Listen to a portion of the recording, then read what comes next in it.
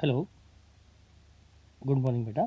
हम जो chapter start किए हमने कंपनीज फाइल अकाउंट में हमने स्टार्ट किया था calculation of maximum managerial remuneration. हम फर्स्ट लेक्चर पढ़ चुके हैं और ये है सेकंड लेक्चर। तो हम स्टार्ट करने जा रहे हैं companies financial statement, companies file account का सेकंड लेक्चर जो कंटिन्यू हो रहा है मैक्सिमम मैनेजरल रेम्युनरेशन को लेकर के।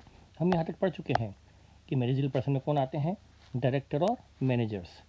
रेम्युनरेशन का मतलब जो डायरेक्टर मैनेजर्स को जो उनकी सर्विसेज के लिए पेमेंट किया जाता है इधर इन मॉनेटरी टर्म या बाय वे ऑफ परक्विजिट्स, यानी सैलरी, बोनस, कमीशन, अलाउंसेज, ये तो हो गया मॉनेटरी टर्म में, या सर्वेंट फैसिलिटी, हाउस फैसिलिटी और क्लब मेंबरशिप फैसिलिटी, ये सब उसका हो गया परक्विजिट्स। इन सब का टोटल होता है रेम्युनरेशन। ठीक है। अब नेट प्रॉफिट हम यहाँ पर पढ़ चुके हैं कि यदि ओवरऑल लिमिट है 11%, सारे मैनेजरल पर्सन को मिलाकर 11%।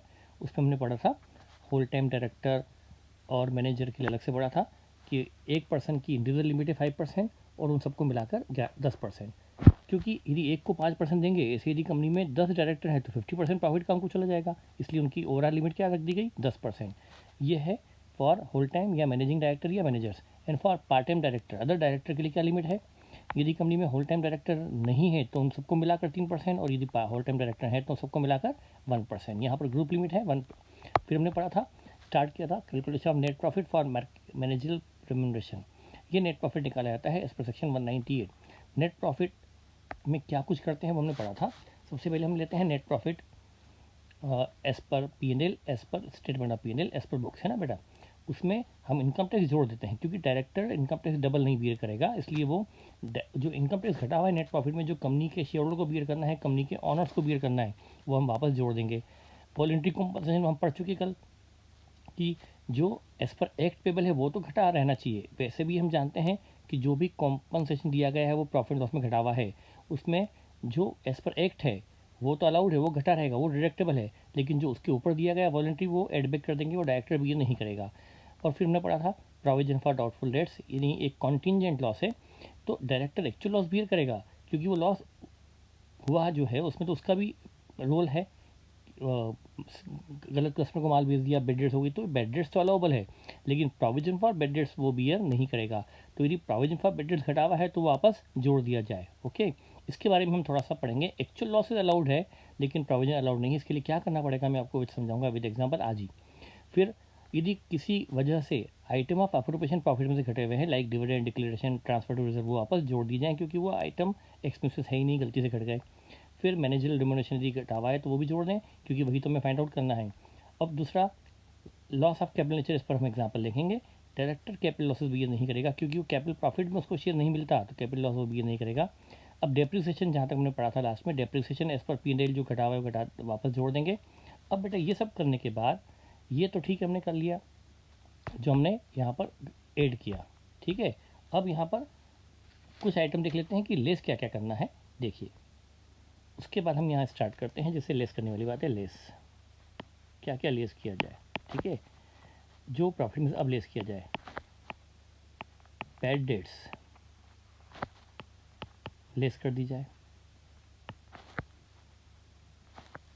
यदि if not already deducted previously,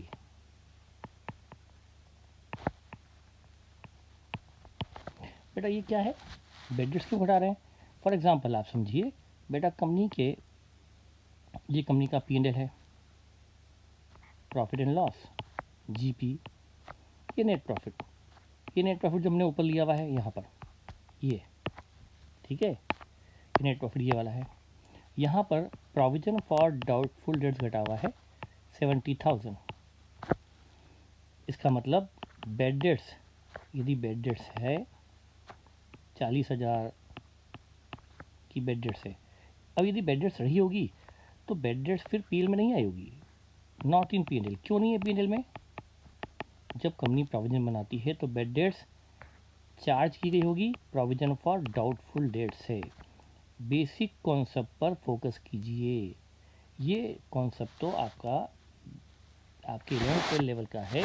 यदि company provision for doubtful debts बनाती है तो फिर ये बैड डेट्स यहाँ से चार्ज की गई होगी। बैड डेट्स कहाँ से? प्रोविजन से। इसका मतलब यदि प्रोविजन बना है, जैसे क्वेश्चन में प्रोविजन बना है, तो डेफिनेटली बैड डेट्स कहाँ से चार्ज हुई है? प्रोविजन से। करेक्ट। इसका मतलब बैड डेट्स यहाँ घटी हुई, बैड डेट्स यहाँ नहीं है। करेक्ट। प्रोविजन है तो फिर बैड डेट्स नहीं है। ये एक फंडामेंटल पॉइंट है। अब चूंकि प्रोविजन जो घटा हुआ था नेट प्रॉफिट में 70, तो हमने बेटा 70 तो क्या किया ऊपर, यहाँ जोड़ दिया है। यहाँ हमने 70 तो जोड़ दिया है प्रोविजन फॉर डाउटफुल डेट्स। यहाँ पर प्रोविजन फॉर, यहाँ पर हमने प्रोविजन जोड़ दिया होगा ना बेटा 70,000, ये 70 तो जोड़ दिया होगा, मतलब हमने प्रोविजन को अब ऐड कर दिया, तो प्रॉफिट में अभी प्रोविजन भी जुड़ गया। तो अब प्रॉफिट में प्रोविजन जुड़ने के बाद ना प्रोविजन घटा हुआ है ना बैड डेट्स घटी हुई, क्योंकि प्रोविजन जोड़ दिया। पर एक्चुअल बैड डेट्स तो डायरेक्ट बियर करता है ना, वो हम नीचे लेस कर देंगे 40,000। समझे बेटा आप? तो इसका मतलब ये हुआ कि हमने ऊपर प्रोविजन यदि ऐड कर दिया है, मतलब अब बेड डेट्स ऊपर घटी हुई नहीं है, तो हमें बेड डेट्स अलग से नीचे घटानी पड़ेगी, क्योंकि बेड डेट्स डायरेक्टर बियर करता है।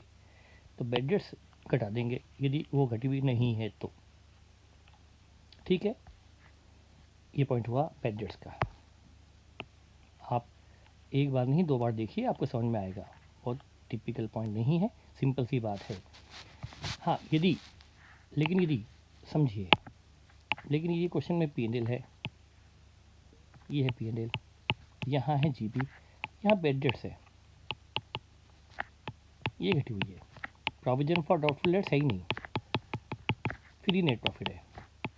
और ये नेट प्रॉफिट हमने यदि लिया है ऊपर, यहाँ पर, यहाँ पर, ठीक है, ये नेट प्रॉफिट हमने लिया है, ये नेट प्रॉफिट ले रखा है आपने ऊपर, नेट प्रॉफिट एज पर P&L, तो उसमें फिर बेड डेट जो घटी हुई है उसको फिर यहाँ घटाने की ज़रूरत नहीं है, क्योंकि वो ऑलरेडी घटी हुई है। क्या लिखा है? बेड डेट्स कब लेस करेंगे? If not already deducted previously, मतलब पहले से घटी हुई नहीं है तो घटाएंगे। करेक्ट।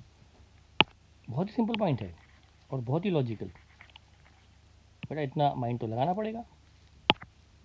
ठीक है बेटा, ये हो गया कि बेड डेट यदि घटी हुई नहीं है तो लेस कर देंगे। उसके बाद कैपिटल प्रॉफिट,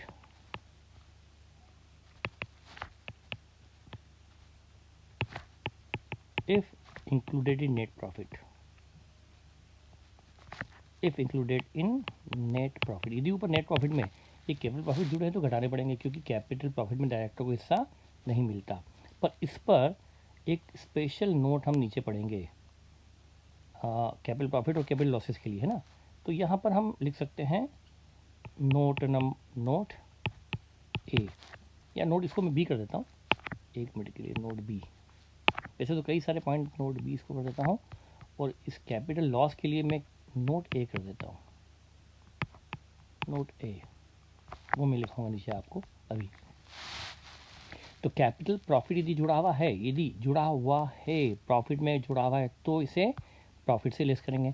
हाँ यदि वो इस कैपिटल प्रॉफिट को, मान लो ये कैपिटल प्रॉफिट P&L है,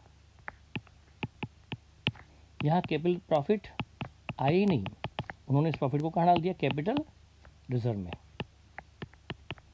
तो बेटा समझिए ना, ये नेट प्रॉफिट में यदि कैपिटल प्रॉफिट जुड़ा हुआ ही नहीं है तो फिर लेस करने की जरूरत नहीं है ना, क्योंकि प्रॉफिट तो क्या है? कैपिटल रिजर्व में। हाँ लेकिन यदि प्रॉफिट में जुड़ा हुआ है तो हमें उसको लेस करना होगा, क्योंकि इस प्रॉफिट में डायरेक्टर को हिस्सा लेने नहीं दिया जाता है। वो हमने समझा था सबसे पहले, जैसे कंपनी ने अपनी, मैंने 3 बार एग्जांपल, ये थर्ड टाइम है, 1 करोड़ की ज़मीन बेच दी है 2000 करोड़ में, 1999 करोड़ का प्रॉफिट हुआ है, capital profit, profit on sale of land.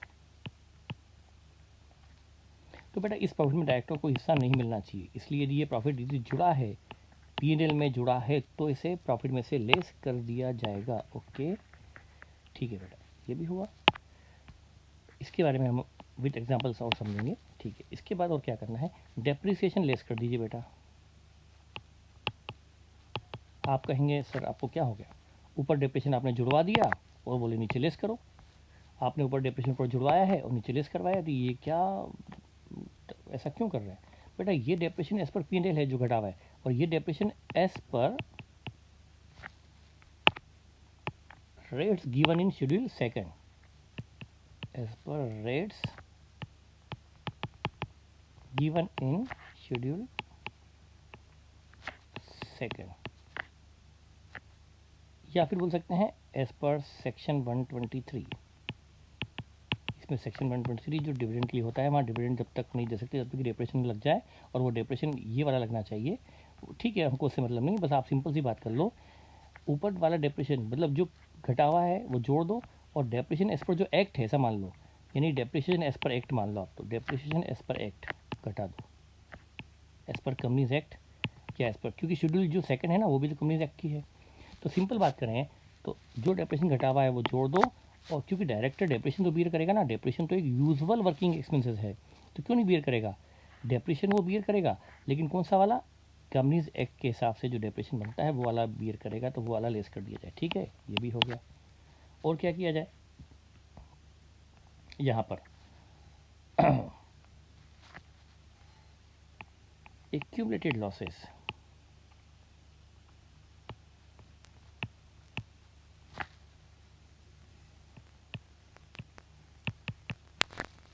losses calculated as per section 198 not adjusted previously।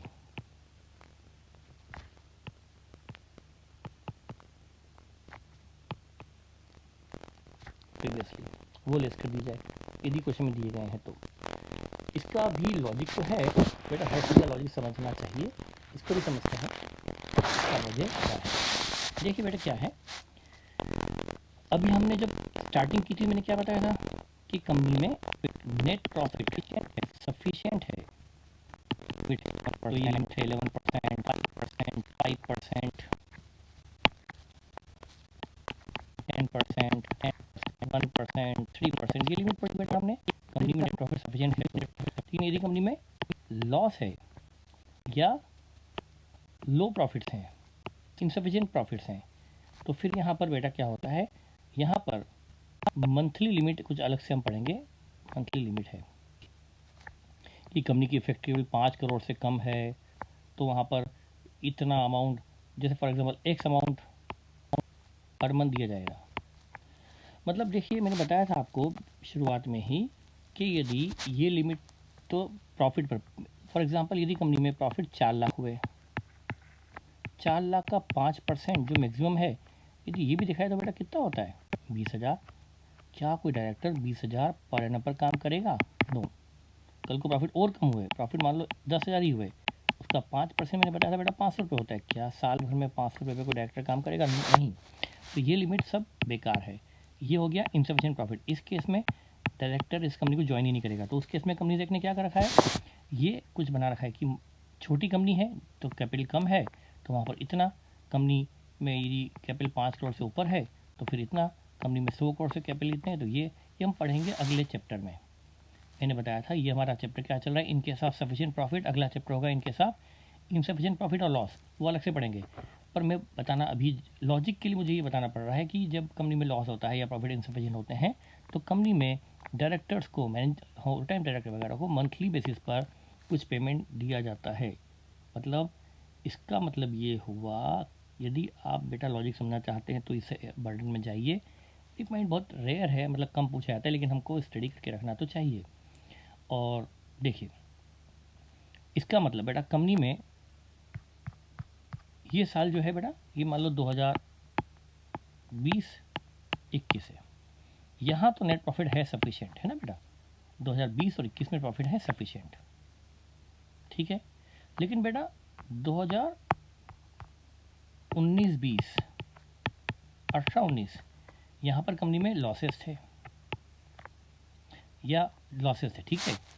तो ये लॉसेस थे बेटा प्रीवियस ईयर के, तब डायरेक्टर ने क्या ये लॉसेस बियर किए थे, losses not bear by director.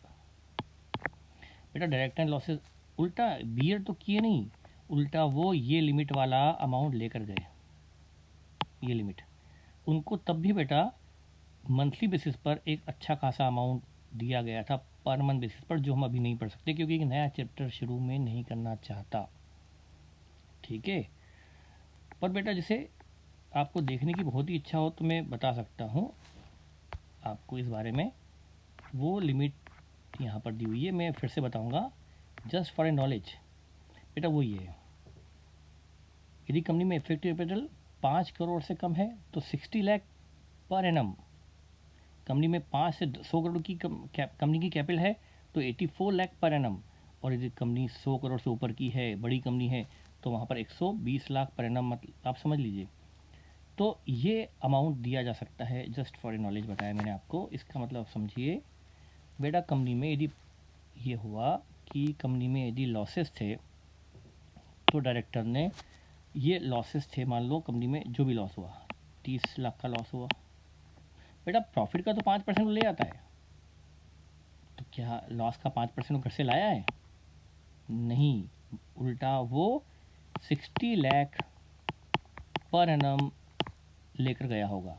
वो भी कब, जब कंपनी छोटी सी है, 5 करोड़ से कम की है, तब भी 60 लाख पर एनम लेके गया होगा। इसका मतलब डायरेक्टर ने लॉस होने पर लॉस बियर नहीं किया था। तो बेटा मैं फाइनल सेंटेंस बोल रहा हूँ, अब इसको आप 2 से 3 बार 4 बार सुनिए है, क्योंकि मैं आपको व्हाट्सएप पे ये लॉजिक नहीं समझा पाऊँगा, क्योंकि जो चीज़ वीडियो में समझ में नहीं आ रही वो व्हाट्सएप पे कैसे आएगी। आप इसको 2 से 3 बार समझिए, क्योंकि ये कोई बहुत ही टिपिकल पॉइंट नहीं है, सिंपल सी बात है, बस आपको यहाँ सुनना है। बच्चे क्या यहाँ पर सुनते नहीं हैं और व्हाट्सएप बाद में पूछते हैं, सर इसका लॉजिक बताइए। तो बेटा यहीं देख लो ना। तो देखिए, जब डायरेक्टर कंपनी में प्रॉफिट होता है तो वो प्रॉफिट का 5% 4%, जो मैक्सिमम 5 है वो लेकर जाता है, तो लॉस होने पर उसे 5% लाना चाहिए, पर नहीं लाया, उल्टा 60 लाख रुपया पर एनम लेके गया।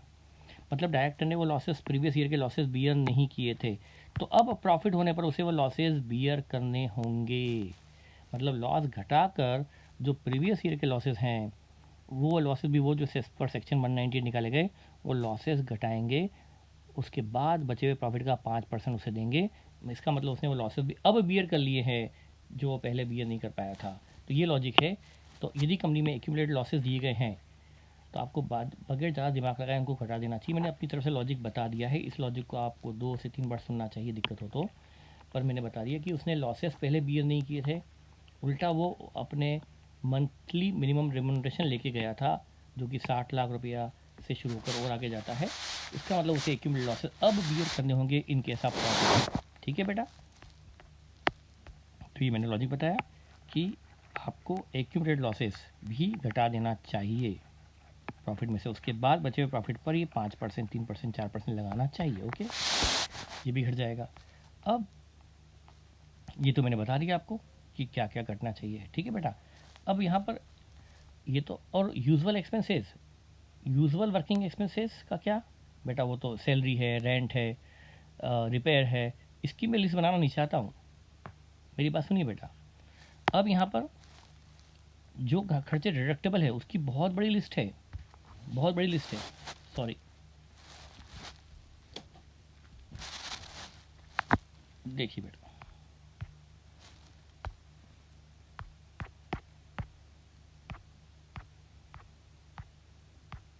मैं लिस्ट नहीं चाहता हूँ आपको बताना। देखिए बेटा, देखिए ये है, ये जो लिस्ट है जो आपके स्टडी टेबल में दी गई है, क्या मतलब बेटा, इसमें क्या है, इंटरेस्ट ऑन डिबेंचर घटा है तो घटा रहने दो, डायरेक्टर बियर करेगा। Interest on mortgage loan, interest on unsecured loan, expense of repair, है ना, ये पॉइंट नंबर जो भी है HIJ के, expense of repair director bear करेगा। और जो भी depreciation as per section 123 bear करेगा, वो हमने लिखा ही है कि वो घटेगा।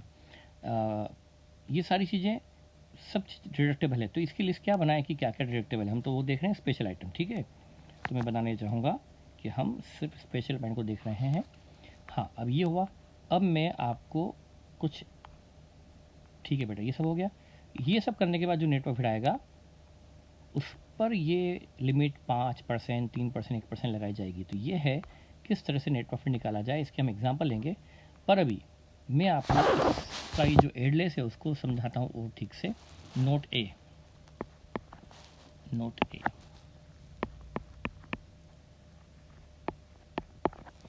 नोट ए बेटा किसके लिए था, कैपिटल लॉस के लिए था ना, कैपिटल लॉस के लिए,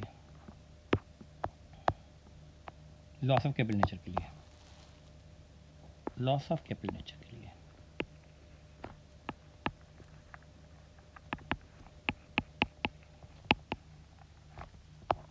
देखिए क्या पढ़ा था बेटा हमने, लॉस ऑफ कैपिटल के लिए कि हमें यदि लॉस को दिखे तो हमें एड बैक करना चाहिए। इसमें एक्सेप्शन है, बट यहाँ मतलब पॉइंट नंबर है loss of capital nature like loss on sale of land,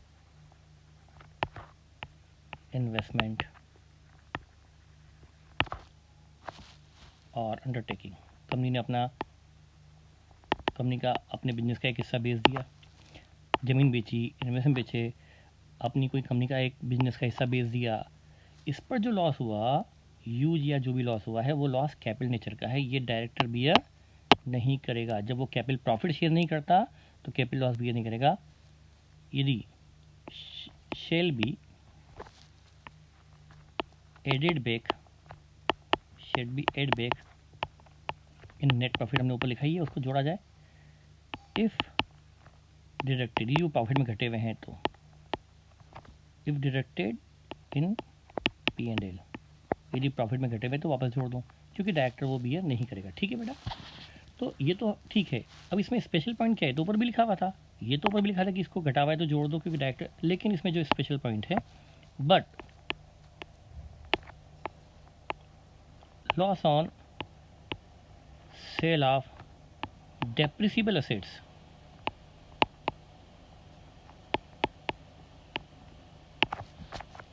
should not be या shall not be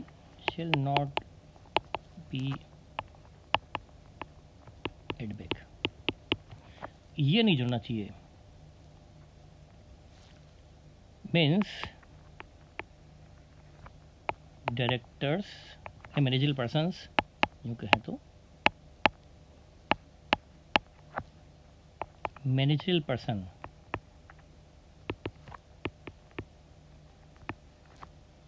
shall bear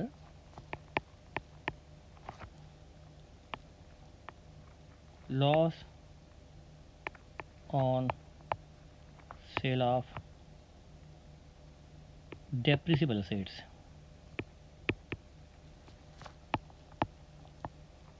like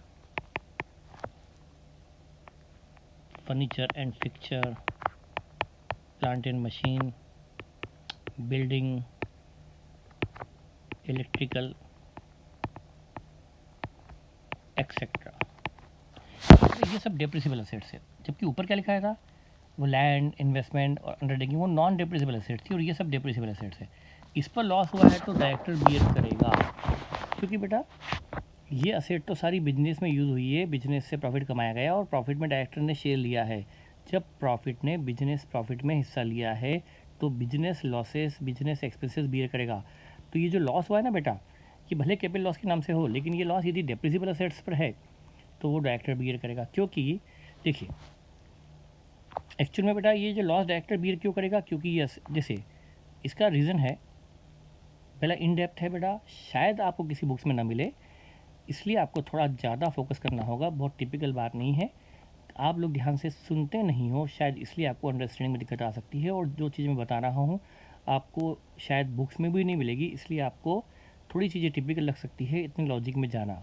पर बेटा मैं नहीं जाऊँगा लॉजिक में, तो आपको आदत तो है लॉजिक में जाने की, आप डिमांड तो करोगे, इसलिए मुझे बताना भी ज़रूरी है। पर आप में ये कैपेसिटी खुद में डेवलप करनी पड़ेगी इस लॉजिक को समझने की, वो क्या है समझिए बेटा। ये लॉस रिप्रेजेंट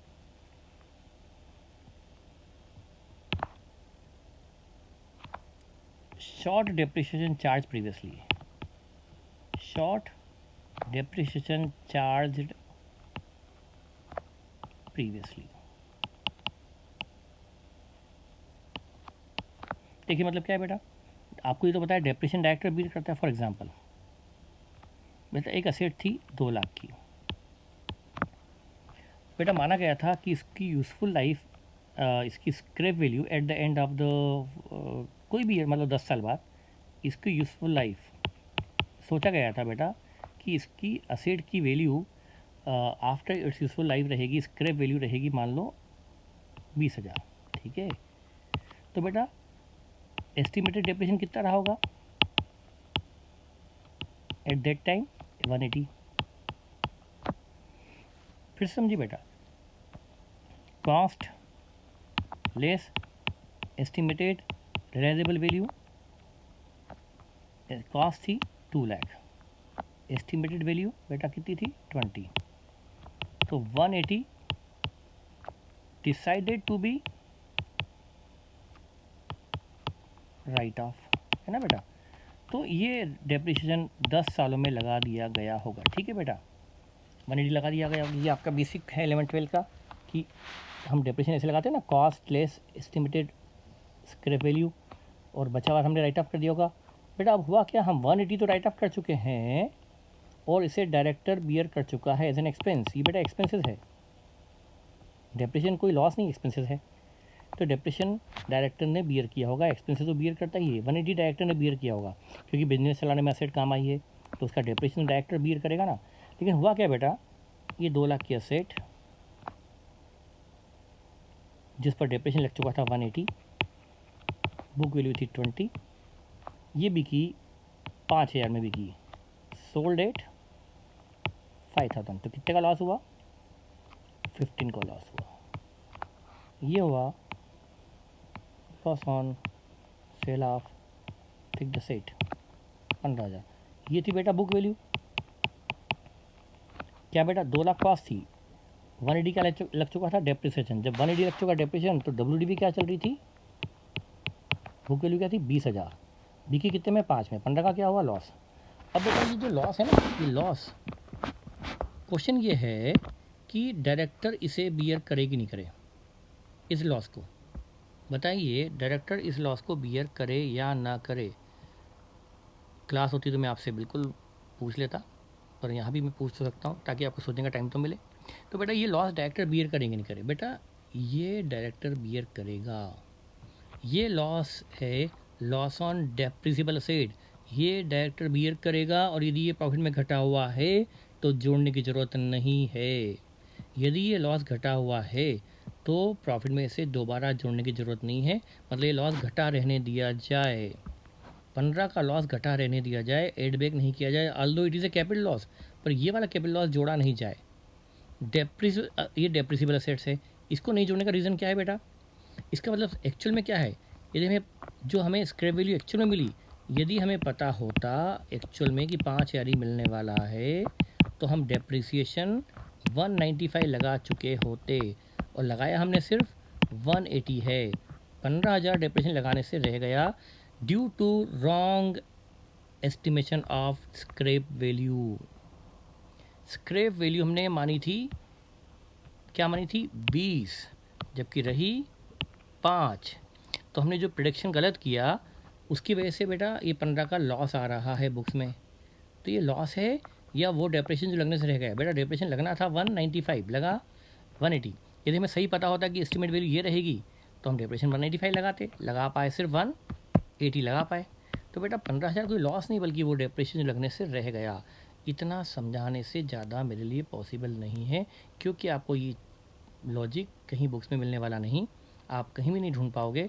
तो बेहतर है आपको यहीं से और समझना है, यदि आप में कैपेबिलिटी है तो, और नहीं तो फिर रट लीजिए बेटा कि हम loss on cell of land है, इन्वेस्टमेंट है, अंडरटेकिंग है, तो ये एड बैक नहीं करेंगे, ये लॉस घटा है, सॉरी इनको एड बैक कर देंगे क्योंकि ये डायरेक्टर भी नहीं करता, पर ये यदि loss on cell of depreciable assets है तो उसको एड बैक करने की ज़रूरत नहीं, वो लॉस एज एन एक्सपेंसेस घटा रहने दिया जाए। ओके, तो आप इसको भले 2 बार देखें 3 बार देखें, पर बात वही की वही रहेगी कि हमने स्क्रैप वैल्यू सोची थी 20, तो डेप्रिसिएशन लगाया था 180। यदि हमें स्क्रैप वैल्यू पता होती कि 5 ही रहेगी तो हम डेप्रिसिएशन लगा चुके होते 195, मतलब डेप्रिसिएशन लगा चुके होते 195 पर लगाया 180 है, तो डेप्रिसिएशन हमने कम लगाया, उससे हमारी बुक वैल्यू ज़्यादा आ रही है, इसलिए लॉस आ रहा है। तो ये लॉस नहीं बल्कि वो डेप्रिसिएशन जो लगने से रह गया, तो ये डेप्रिसिएशन डायरेक्टर बियर करेगा, ये लॉस बियर करेगा। तो डेप्रिसिएबल असेट के सेल पर लॉस यदि होता है तो डायरेक्टर बियर करेगा, वो घटा है तो उसे जोड़ने की ज़रूरत नहीं है। ये पॉइंट आप समझ अच्छे से, ठीक है बेटा। अब यदि इसका हम तो ये मैंने आपको समझा दिया, इसको मैं एग्जाम्पल के रूप में कैसे लिखवाऊँ ना, ये तो मैंने आपको रफ में बता दिया, आपको याद रखना पड़ेगा, आप अपने हिसाब से इसको लिख कर समझ लीजिए, खुद लिख कर समझो इसको बेटा, मैंने जो बताया उसको। बजाय कि बर्डन टीचर पे शिफ्ट करने के मैंने अपनी तरफ से ज़्यादा बता दिया है। आप लोग इसको खुद का एग्जाम्पल लेके समझिए और दिमाग लगाइए बेटा। तो लॉस हमें कैपिटल नेचर का लॉस जोड़ना है, लेकिन यदि लॉस डेप्रिसिबल एसेट्स पे तो उसे जोड़ने की ज़रूरत नहीं है। ये पॉइंट नंबर 1। नोट नंबर 2,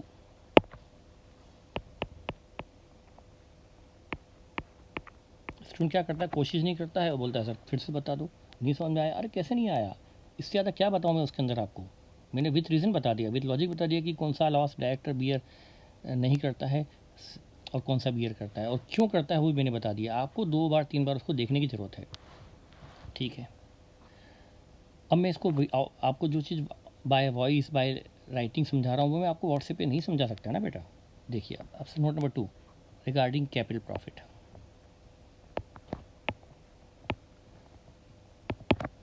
अब ये बहुत ही स्पेशल पॉइंट है। देखिए capital profit, profit on sale of land, investment और undertaking shall be deducted if included। बेटा ये तो ऊपर भी लिख चुके हैं, ये प्रॉफिट भी जुड़े हैं तो लेस कर दो ताकि इससे प्रॉफिट कम हो जाए और डायरेक्टर इस प्रॉफिट में शेयर नहीं कर पाए। बेटा ये चौथी बार बता दिया मैंने, लेकिन इसमें इसमें खास बात ये है, capital profit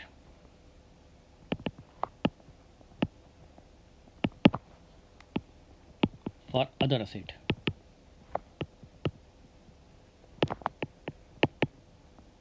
like plant and machinery, furniture and fixture, building, मतलब वही डेप्रिसिबल असेट्स। ये अलग पॉइंट है बेटा, बट इसका ट्रीटमेंट क्या है इसमें,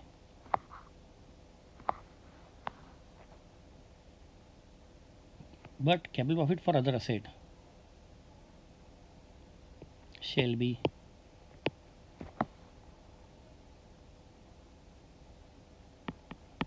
as under if sale proceed, या यूँ लिखें if नहीं, sale proceed above original cost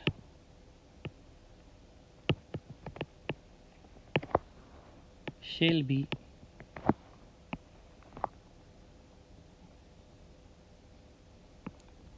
considered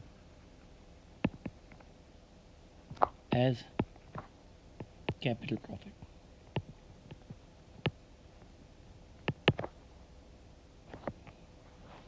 बहुत ही इंपॉर्टेंट पॉइंट है बेटा। मैंने क्या बताया, लैंड, इन्वेस्टमेंट, अंडरटेकिंग, ये तो सब कैपिटल एसेट्स जिस पर डेप्रेशन नहीं लगता, लेकिन जो फर्नीचर फिक्चर है, प्लांट मशीनरी, बिल्डिंग, इन पर लगता है डेप्रेशन। इन पर कैपिटल प्रॉफिट का मतलब क्या है, कैपिटल प्रॉफिट का मतलब फॉर दिस असेट क्या है, यदि सेल प्रोसीड ज़्यादा है ओरिजिनल कॉस्ट से, उसी को हम मानते हैं कैपिटल प्रॉफिट। फॉर एग्जांपल लेता हूँ इसका मैं,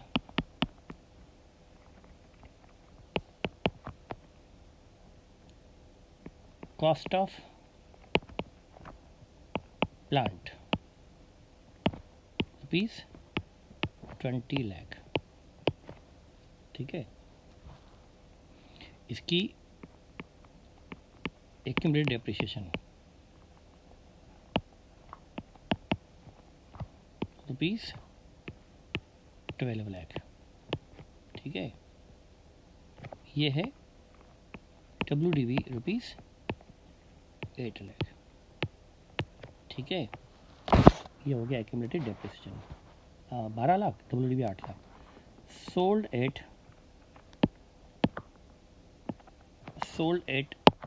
रुपीज़ 21,50,000। तो प्रॉफिट कितना हुआ बेटा, प्रॉफिट ऑन सेल कितना हुआ बेटा, यदि हम घटाएं, वैसे तो आपने घटा लिया होगा, फिर भी मैं इसमें से हम घटा दें तो बेटा कितना आया 20,70,000।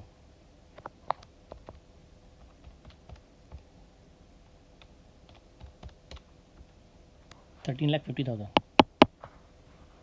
13,50,000 ये प्रॉफिट आया, profit on sale.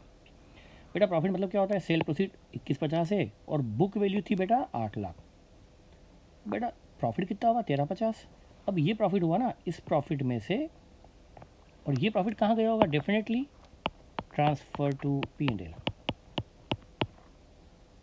Included in net profit. Net profit में बेटा इंक्लूड है।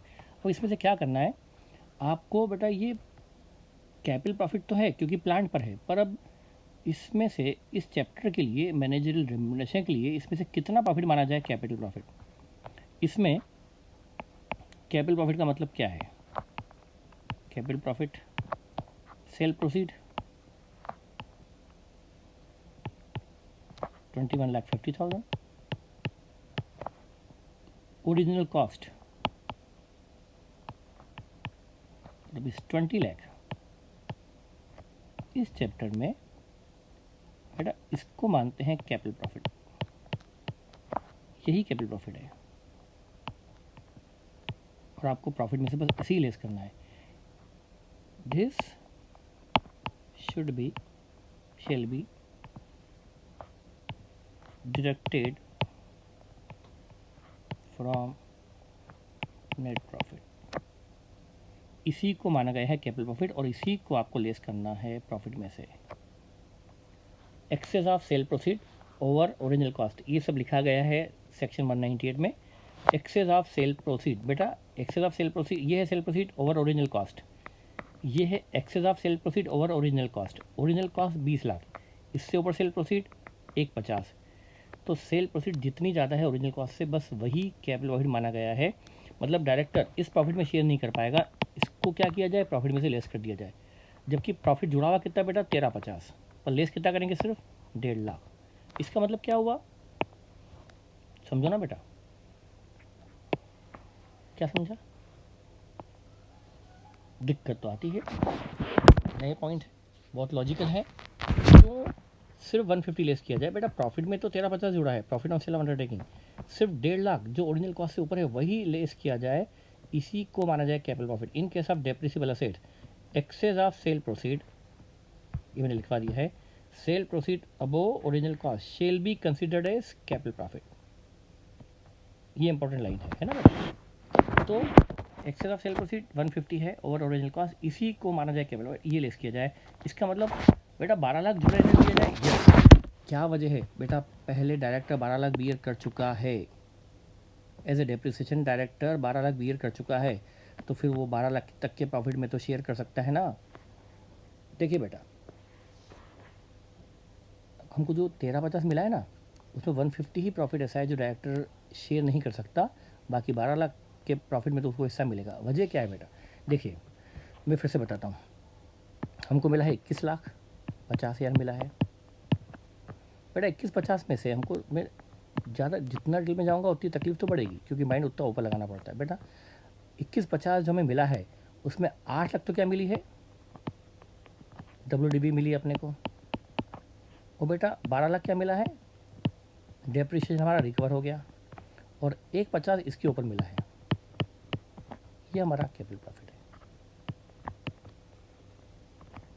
बेटा। हमारा टोटल प्रॉफिट ये है 13,50 बेटा। ये जो प्रॉफिट है ना ऊपर 13,50, ये किस किस को मिलकर बना है, 12 लाख 1.5 लाख बेटा। हमें 21,50 मिला है, उसमें 8 लाख तो WDB है, 8 लाख घटाकर ही तो प्रॉफिट आया 13,50 है ना बेटा। ये तो हमारा प्रॉफिट ऑन सेल है ना। इसमें 12 लाख क्या बेटा, हमें जो 21,50 मिल गया उसमें 8 लाख तो जो बुक वैल्यू थी, जो अभी राइट ऑफ नहीं हुई थी, वो मिल गई। 12 लाख बेटा जो डेप्रिसिएशन लगाया था वो भी तो मिल गया हमें वापस। अब चूंकि डायरेक्टर इस 12 लाख को पहले बियर कर चुका था, क्योंकि डेप्रिसिएशन डायरेक्टर बियर करता है, नेट प्रॉफिट हम लेते हैं आफ्टर डेप्रिसिएशन। भले वो डेप्रिसिएशन एज पर सेक्शन 123 होता है, पर भले वो depreciation as per companies act की रेट से होता है, लेकिन डायरेक्टर ने डेप्रिसिएशन बियर किया था। अब वो यदि बियर किया था, यदि वो रिकवर हो गया वापस, जेब में वापस आ गया कंपनी की, तो वो डायरेक्टर को इसमें हिस्सा मिलेगा, पर इसमें हिस्सा नहीं मिलेगा। ये लॉजिक है बेटा। अब इससे ज़्यादा मैं आपको क्या समझाऊँ? तो इसका मतलब ये हुआ कि बस आपको इतना ध्यान रखना है कि सेल प्रोसीड ओरिजिनल कॉस्ट से जितनी ज़्यादा है उसी को माना जाए के प्रॉफिट, बस यही लेस किया जाए और बाकी लेस न किया जाए। तो हमें ये पॉइंट भी ध्यान रखना है। ओके बेटा, आप ये बिल्कुल सोचेंगे कि सर समझ में नहीं आया। बेटा मैं एक बार क्या 2 बार भी यही बोलूँगा, तीसरी बार भी ये बोलूँगा, पर अल्टीमेटली आप समझिए जो हमने इसको समझ में आएगा, यहाँ से समझ में आएगा आपको, यहाँ से इस पर आपको दिमाग लगाना होगा। आप अपने क्या होता है बेटा, आप यदि आप पहले से ही सरेंडर हो जाएंगे कि नहीं यार समझ में नहीं आ रहा है, तो नहीं आएगा। और सोचेंगे कि नहीं, लॉजिक जो बताया जा रहा है उसको समझे तो सही। मैं तो आपको सब चीज़ लिख के बता रहा हूँ। 12 लाख डेप्रेशन लग चुका है और डायरेक्टर बियर कर चुका है। अब यदि 21-50 में हमारी 12 लाख की रिकवरी यदि हो जाए, जैसे फॉर एग्जांपल मैं और इसको डीप के डीप में जाता हूँ, अब क्या बोलूँ बेटा, बेड डेट्स डायरेक्टर बियर करता है, हाँ करता है, एक्चुअल लॉस बियर करता है। और बेड डेट रिकवर हो जाए तो डायरेक्टर शेयर करेगा, वो बिजनेस की नॉर्मल इनकम है।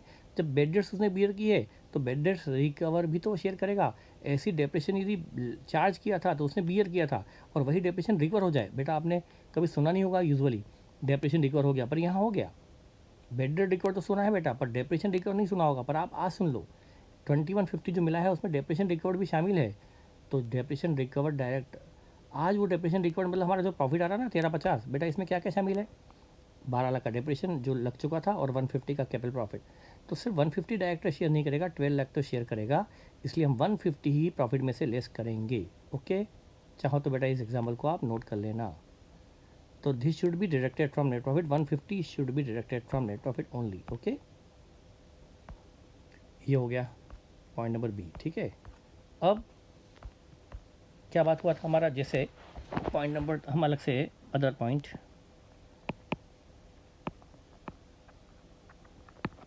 जैसे क्वेश्चन में provision for doubtful debts made during the year, वो था जैसे मैंने कहा था 70, और एक्चुअल बेड डेट्स मान लो रही है 32, कुछ भी ले लें हम। तो इसका सॉल्यूशन क्या होगा? जो नेट प्रॉफिट हमने लिया है, नेट प्रॉफिट जो हमने यहाँ लिया है, उसमें ऐड कर देंगे प्रोविजन फॉर डाउटफुल डेट्स 70, और लेस क्या कर देंगे बेटा, एक्चुअल बेड डेट्स जो अभी घटी हुई नहीं है, एक्चुअल बेड डेट्स लेस कर देंगे। ठीक है, -32, क्योंकि प्रोविजन डायरेक्टर बियर नहीं करता, ये कॉन्टिंजेंट लॉस है, वो बियर नहीं करेगा, लेकिन ये एक्चुअल लॉस है, ये बियर करेगा। तो क्योंकि नेट प्रॉफिट में ये घटावा है तो ये वापस जोड़ दिया, पर ये घटावा नहीं था इसलिए इसको घटा दिया। ओके, ये है regarding net provision for doubtful losses. ठीक है, ये भी हुआ। चलिए,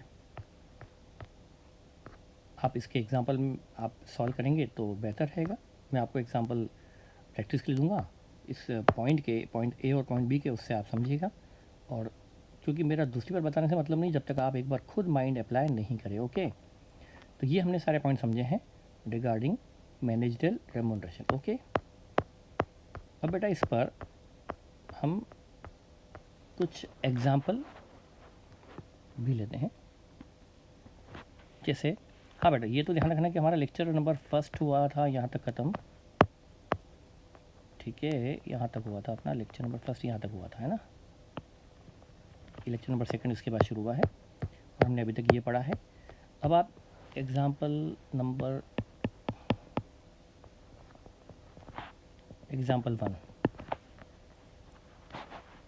अब यहाँ लिखिए आप फॉर होमवर्क,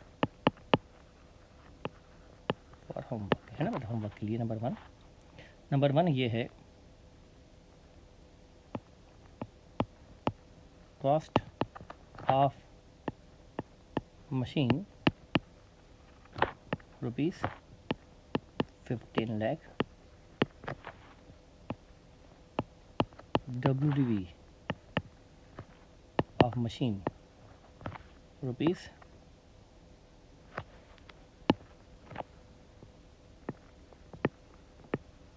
4 lakh और sale value of machine rupees 16,20,000। आपको करना क्या है, adjustment to be made in net profit for section 198। ये आपका एक होमवर्क हुआ, ठीक है। Homework number 2,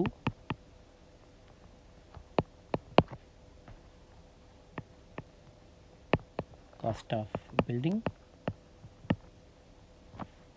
rupees 20 lakh, WDV of building rupees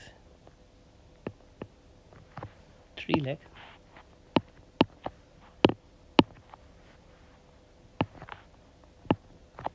rupees 3 lakh,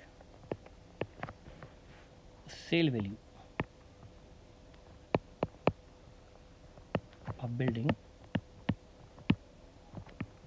rupees 950। वही क्वेश्चन, adjustment to be made in net profit for section 198। बेटा ये आप ही को ट्राई करना है पहले, ठीक है। Example number 2, example 3,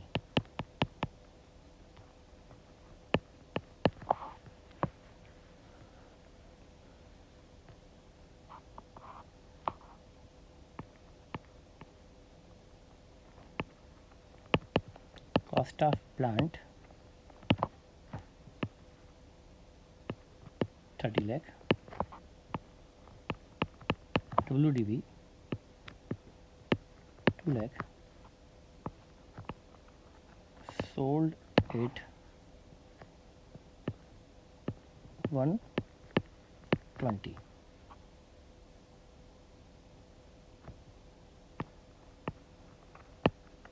loss on sale 80। वही adjustment to be made in net profit for section 198। Example 4, last example, cost of land rupees 15 lakh, sold at rupees 11 lakh, loss on sale 4 lakh। वही adjustment to be made in net profit for section 198। तो ये 4 homework हैं जो आपको solve करने हैं। आप पहले ट्राई करेंगे, उसके बाद ही हम बात करेंगे फॉर ये जो चैप्टर पढ़ रहे हैं मैनेजर रेम्युनरेशन का नेट प्रॉफिट, ठीक है। अब बेटा यहाँ पर ये तो हमें करना ही है, आपको करना है मीन्स उसके बाद हम देखेंगे, ये होमवर्क है। अब बस बात एग्जाम्पल शुरू करते हैं जो मुझे करवाना है बेटा, ठीक है। अब यहाँ पर कुछ स्पेशल पॉइंट भी आएंगे, जैसे सब्सिडी को लेकर के है कि सब्सिडी है, तो वो हम क्वेश्चन टू क्वेश्चन कवर करेंगे। बेसिक तो ये था जो मैंने बता दिया आपको। अब देखिए, यदि क्वेश्चन में एग्जाम्पल लेते हैं बेटा अपन, एग्जाम्पल ये कंपनी का दिया हुआ है प्रॉफिट एंड लॉस अकाउंट, हमको दिया है प्रॉफिट एंड लॉस।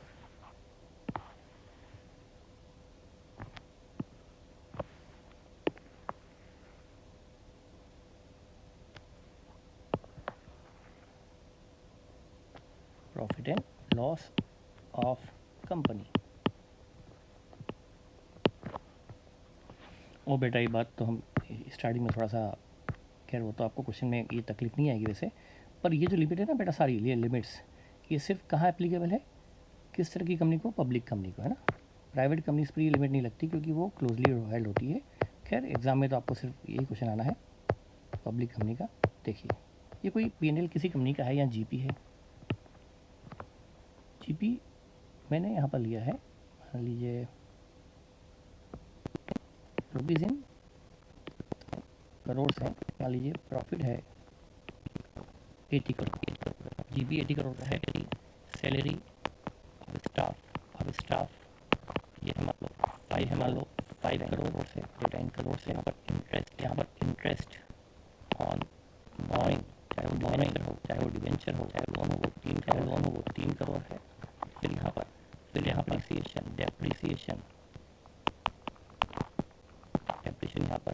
यहाँ पर है करोड़, 6 करोड़। फिर यहाँ पर रिपेयर है 2 करोड़ यहाँ पर। फिर यहाँ पर स्टेशनरी है यहाँ पर 1 करोड़। फिर यहाँ पर प्रोविजन फुल डेट्स वो है यहाँ पर 1.5 करोड़ यहाँ पर है।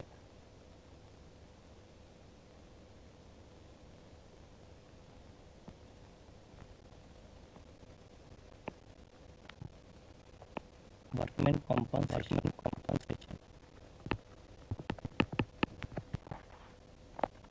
ये घटा हुआ है यहाँ पर 1, ये घटा हुआ है, चलिए 1 crore.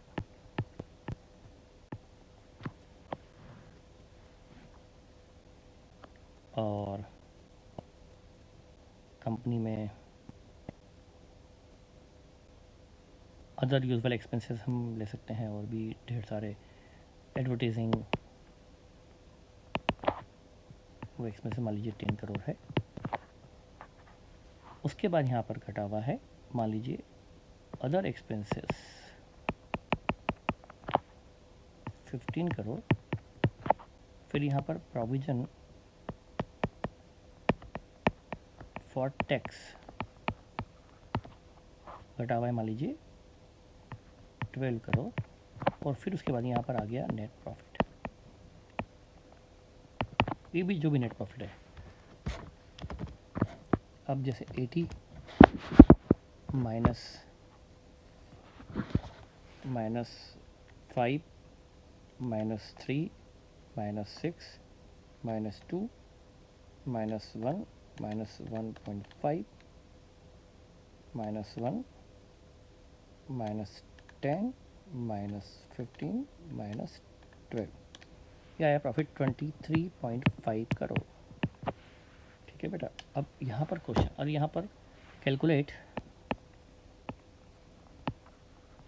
Net profit for managerial remuneration. ठीक है, ये क्वेश्चन है। सॉल्यूशन के 2 तरीके हैं।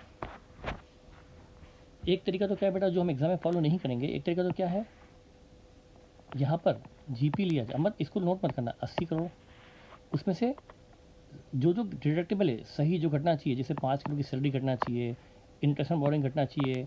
हाँ, यहाँ पर मैं कुछ इन्फॉर्मेशन और देना चाहूँगा। जैसे क्वेश्चन को हम इसमें लिखते हैं, depreciation as per companies act. Depreciation as per जो कंपनीज एक्ट है ना, वो है 7.2 करोड़। और बैड डेट्स जो है, बैड डेट्स गिवन है क्वेश्चन में 0.70 करोड़। और वर्कमैन कॉम्पनसेशन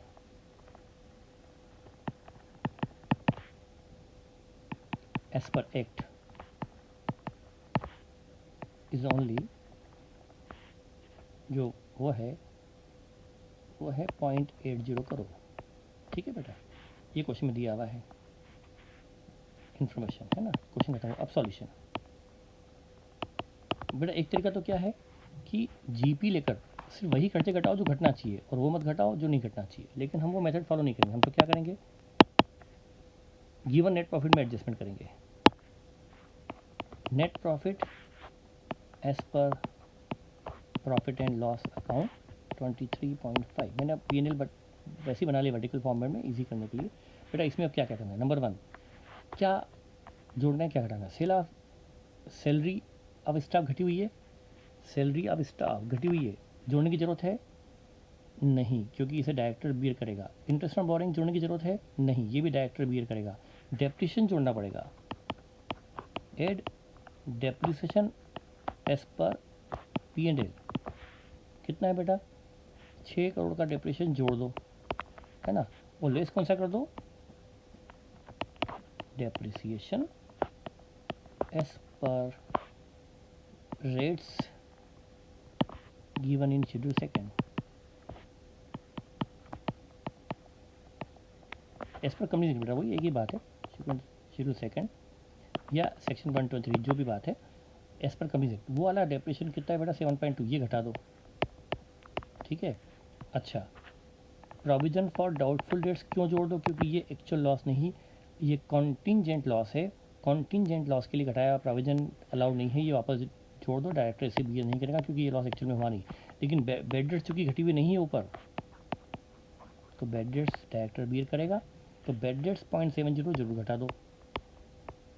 फिर कॉम्पनसेशन बेटा 1 करोड़ घटा हुआ है, घटा हुआ कितना है ऊपर देखिए 1 करोड़, जबकि एज पर लॉ कितना है, एज पर एक्ट कितना है, ओनली 80 लाख। तो डायरेक्टर सिर्फ जो एज पर लॉ है वो बियर करेगा, उसके ऊपर वाला क्यों बियर करेगा, तो वो बियर नहीं करेगा। तो बेटा देना था 80 लाख, दे दिया 1 करोड़। 20 करोड़ क्या है, वॉलेंट्री ऐच्छिक वॉलेंट्री कॉम्पनसेशन 0.20। बेटा देना था 80 लाख, दे दिया 1 करोड़, 20 करोड़ लाख ज़्यादा दे दिया, तो डायरेक्टर बियर नहीं करेगा, वो जोड़ दो। बस ये हुआ। तो हमने क्या, हाँ एक और चीज़, प्रोविज़न फॉर टैक्स, ये भी डायरेक्टर बियर नहीं करेगा, वो मैं बता चुका हूँ। बार बार लॉजिक बताना पॉसिबल नहीं, क्योंकि टैक्स डायरेक्टर बियर नहीं करेगा, क्योंकि वो अपनी इनकम पर अलग से टैक्स देने ही वाला है।